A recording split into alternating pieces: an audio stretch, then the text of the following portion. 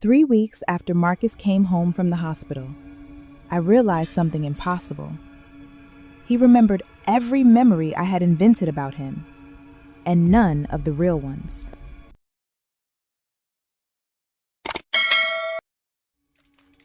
It started with the coffee. For 7 years, Marcus had made it wrong. Too much milk, no sugar.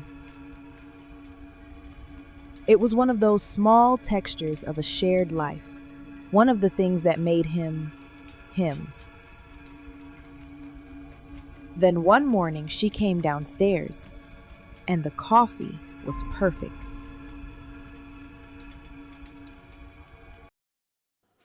But she kept noticing. He laughed at exactly the right moments. He remembered a restaurant she'd mentioned 8 months ago in passing while he was in the other room. He touched her hand at exactly the moment she needed to be touched. For the first time in 7 years of marriage, he was perfect. She told herself she was being ridiculous, that people change. She started testing him anyway.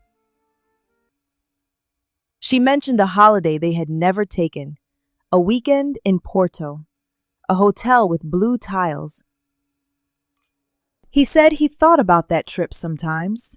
He remembered the tiles. She described their first argument differently than it happened. Wrong location, wrong words. He nodded and said yes. He remembered how awful that night was. He remembered everything she invented. He remembered nothing that was real. She went through their home videos on a Sunday afternoon. 7 years of footage. Holidays, birthdays, ordinary Saturdays. In every single clip, his face was turned slightly away from the camera.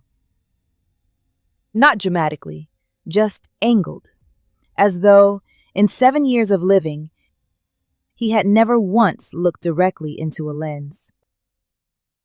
She had never noticed.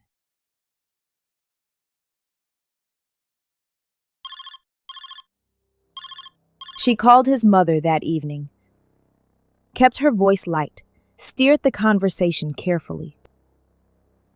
His mother's voice warmed. I know. I'm so glad. He was so lost after the accident. What accident? 3 years ago, sweetheart. Before you two met again. You know about the accident. They had been together for 7 years. They had never been apart. She heard his key in the door, his footstep, the sound of him setting his bag down, the sound she had heard 10,000 times. He appeared in the doorway. He smiled, warm, familiar, completely at ease. You all right? Fine, just tired.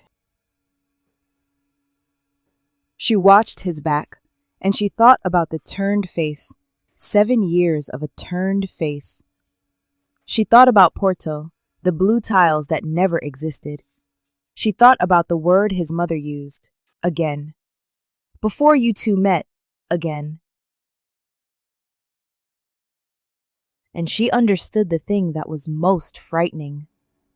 Not that something was wrong with him, but that whatever was standing in her kitchen, whatever had been learning her, perfecting itself for years, was looking at her now with complete and total calm, because it had always known that one day she would figure it out, and it had never once been afraid.